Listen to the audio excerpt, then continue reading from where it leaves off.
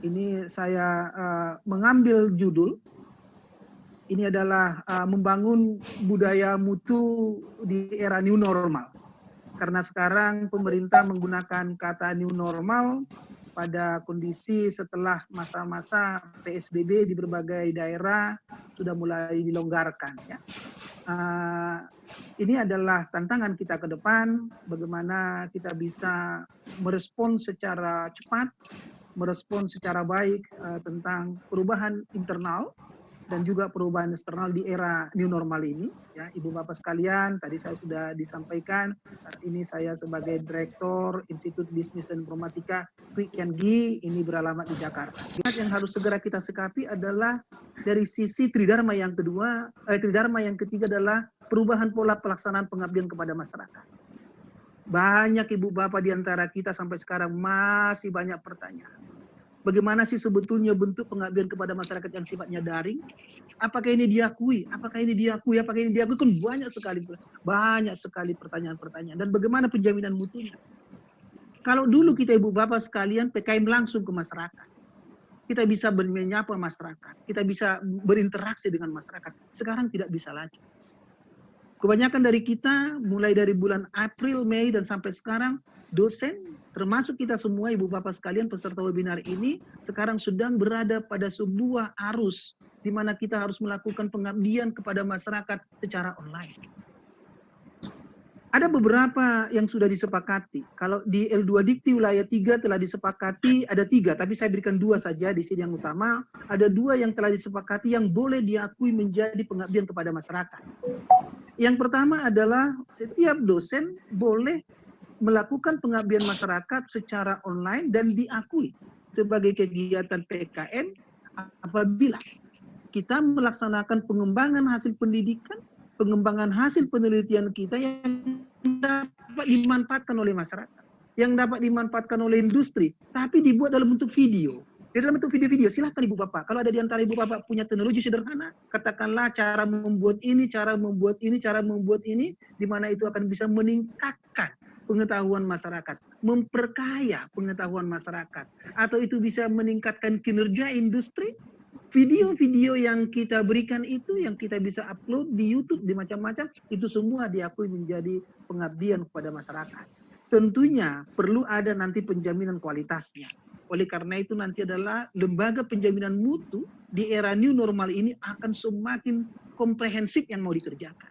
Yang kedua Ibu Bapak adalah memberikan latihan, memberikan penyuluhan, memberikan penataran, bahkan ceramah kepada masyarakat, tapi yang ditujukan untuk meningkatkan pengetahuan, memperkaya pengetahuan, meningkatkan pemahaman masyarakat, itu melalui video conference. Itu akan bisa melalui video conference Bapak Ibu. Jadi kalau di antara Bapak Ibu bertanya, apakah boleh misalnya kita melakukan melalui WA, itu masih diperdebatkan dan cenderung tidak diakui. Masalahnya sekarang Ibu Bapak sekalian ada dari sisi penjaminan mutunya, bagaimana kita belum memastikan apakah pengabdian kepada masyarakat itu betul-betul memenuhi yang namanya standar penilaian pengabdian kepada masyarakat.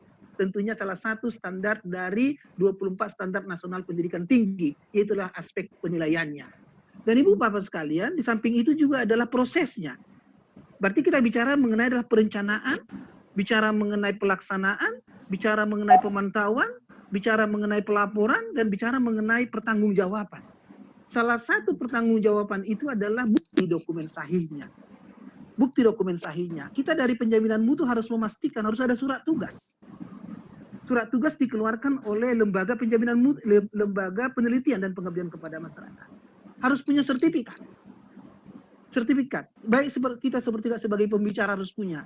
Dan nomor 3, meskipun dilakukan secara daring, itu harus dipastikan bahwa kita selaku pelaksana pengabdian kepada masyarakat itu harus memiliki surat keterangan bahwa kita telah melakukan atau melaksanakan pengabdian kepada masyarakat. Itu dikeluarkan oleh lurah boleh, oleh RW boleh, atau oleh lembaga lainnya. Jadi tidak berbeda sebetulnya, tidak berbeda Ibu Bapak sekalian proses penjaminan mutu kita sebelum era pandemi ini dan setelah era pandemi ini. Dan yang keempat barangkali ini yang berbeda. Ini yang berbeda Ibu Bapak sekalian akan berbeda format laporan kita. Sehingga nanti penjaminan mutu mulai dari harus sekarang sudah harus melakukan yang saya sebut namanya mari kita formulasikan ulang mengenai template laporan kita. akan berbeda. Karena di dalam laporan dengan versi pengabdian kepada masyarakat dengan daring ini harus ada isinya kurang lebih demikian. Laporan itu harus ada satu, print screen nama kegiatannya, waktu kegiatannya, narasumbernya, meeting roomnya, passwordnya, URL yang digunakan, jumlah peserta meetingnya, nama peserta meetingnya, sampai foto peserta meeting ketika di situ. Jadi jangan sampai lupa nanti Ibu Bapak, kalau Ibu Bapak melakukan pengabdian kepada masyarakat secara daring, jangan lupa foto bersama. Nah, itu dia. Karena itu diminta. Ini Ibu Bapak sekalian, ini adalah kondisi yang harus segera kita sikapi. Kondisi yang harus segera diturunkan aturan-aturannya oleh lembaga penelitian dan pengabdian kepada masyarakat. Secara umum demikian, tapi kita perlu ada SOP-nya. Bahkan perlu ada pedomannya di atas. Itu Bapak Ibu. Nah, mari sekarang kita masuk kepada konsep ini karena waktunya setengah jam, ini saya harus agak cepat, bahwa